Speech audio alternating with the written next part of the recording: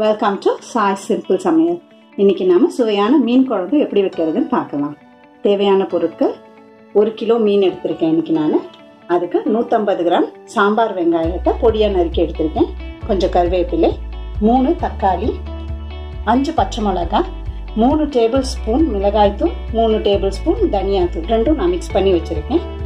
ஒரு பெரிய எலுமிச்சை அளவு புளி, 1/2 டேபிள் ஸ்பூன் மஞ்சள் தூள், 1 டேபிள் ஸ்பூன் இஞ்சி பூண்டு விழுது, தேவைக்கேற்ப உப்பு, கொத்தமல்லி கொஞ்சம், 2 குழிக்கரண்டி நல்லெண்ணெய். நல்லெண்ணெய் சேர்த்தா நல்ல டேஸ்டா இருக்கும். நல்லெண்ணெய் இல்லைன்னு நீங்க எப்போ யூஸ் பண்ற எண்ணெய் கூட எடுத்துக்கலாம்.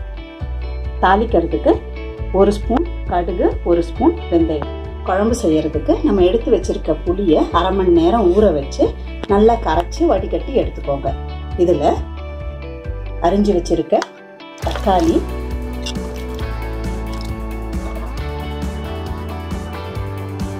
மிளகாய்த்தூள், தனியாத்தூள்,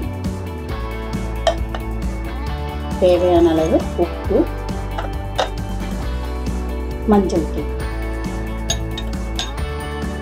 கொத்தமல்லி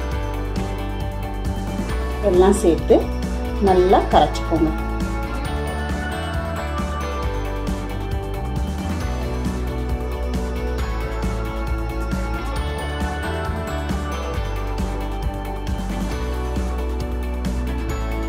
நல்லா தக்காளி எல்லாம் அழுத்தி கரைச்சிட்டு இந்த ஸ்டேஜ்ல உப்பு, காரம், புளி எல்லாம் கரெக்டா இருக்கான்னு செக் பண்ணி பார்த்துக்கோங்க.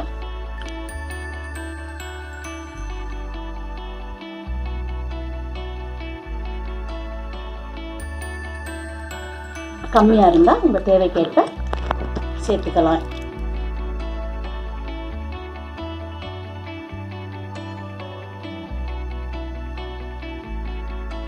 இப்போ எனக்கு உப்பு காரம்லாம் கரெக்டாக இருக்கு. நம்ம குழம்பு எப்படி தாளிக்கிறதுன்னு பார்க்கலாம். கடாய் சூடானதும் நம்ம எடுத்து வச்சிருக்க 2 குழிக்கரண்டி நல்லெண்ணெயை அதில் சேர்த்துடலாம்.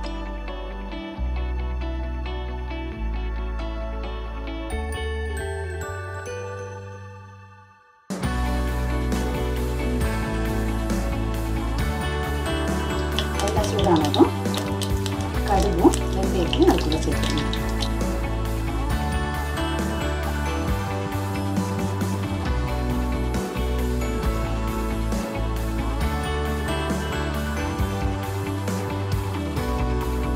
கடுகு பொரிஞ்சிடும். அதில்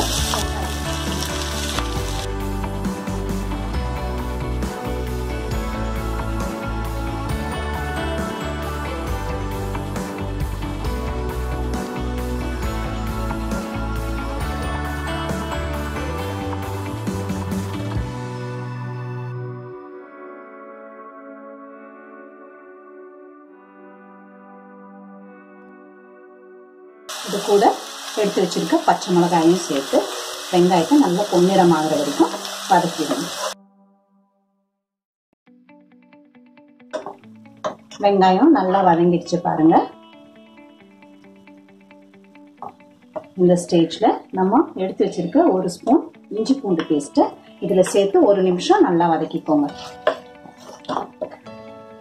பச்சை வாசனை போற வரைக்கும்.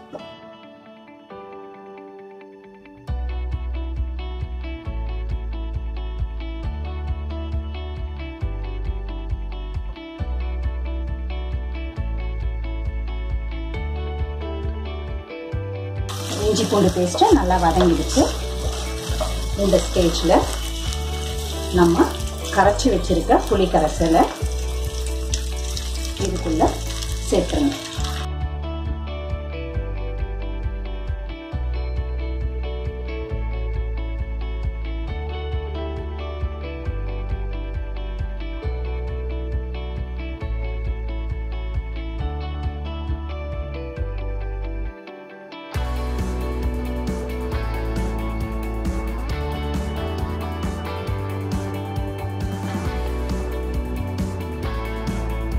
நல்லா கலந்து விட்டுட்டு ஒரு மூடி போட்டு நல்லா கொதிக்க விடுங்க.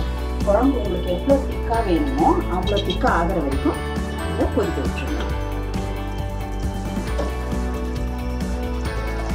குழம்பு நல்லா திக்காயிடுச்சு. இதில் இன்னும் நம்ம மீன் சேர்க்கும் போது குழம்பு இன்னும் தண்ணி ஆகும், மீத்து போகும். அதனால அதுக்கு ஏற்ற மாதிரி பார்த்து உங்களுக்கு எவ்வளோ திக்காக வேணுமோ அதுக்கு ஏற்ற மாதிரி பார்த்து எடுத்துக்கோங்க. இந்த ஸ்டேஜ்ல நம்ம எடுத்து வச்சிருக்க மீனை இதுக்குள்ள சேர்த்துடலாம்.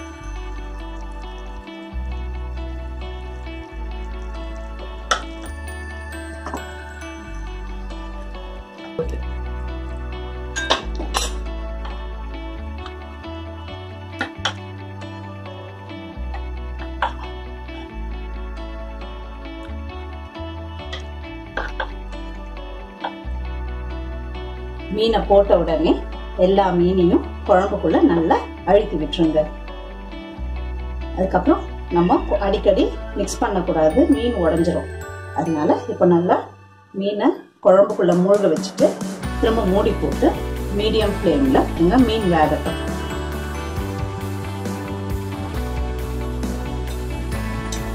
இப்போ 10 நிமிஷம் ஆச்சு, பார்க்கலாம். மீன் குழம்பு வாசனை மணக்குது.